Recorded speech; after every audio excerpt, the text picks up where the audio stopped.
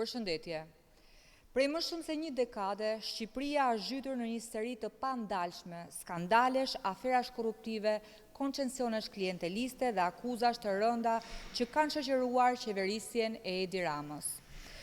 Çdo vit i qeverisjes së tij është shënuar nga një dosje e re, një aferë e re, një skandal i ri që ka rënduar mbi xhepat e qytetarëve shqiptar dhe ka minuar besimin tek shteti, drejtësia dhe demokracia. Nga marrëveshja me ÇEZ, çështja e avionit të drogës në Divjak, deri te koncesionet famkeqe të check-upit, sterilizimit, laboratorëve apo hemodializës, shqiptarët kanë parë se si miliarda lekë publike janë transferuar në duart e një grushti klientësh të pushtetit.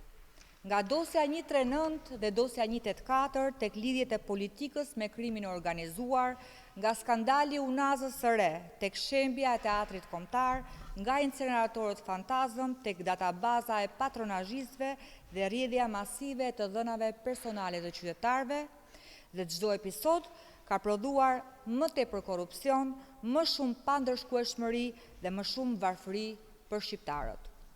Skandali ndërkombëtar me Gonigol, çështja e portit të Durrësit, investitorët strategjik, kullat që mbijnë çdo ditë në Tiranë me kapital të pajustifikuar, kontratat 1 euro, marrëveshjet e errta dhe tenderat me ofertues të vetëm, kanë krijuar modelin më të pastër të kapjes së shtetit nga interesa klienteliste dhe oligarkike.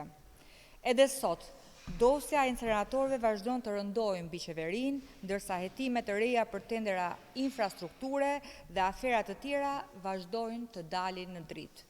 Shqiptarët nuk mund të vazhdojnë të paguajnë faturën e korrupsionit, propagandës dhe abuzimit me pushtetin. Përballë kësaj historie të gjatë skandalesh, dështimesh dhe aferash korruptive, një gjë është e qartë. Edi Rama nuk ka më legjitimitetin dhe as besimin publik për të drejtuar Shqipërinë. Edi Rama, koha jote ka përfunduar. Dorëheqja është domosdoshmëri dhe fati yt politik i pashmangshëm. Faleminderit.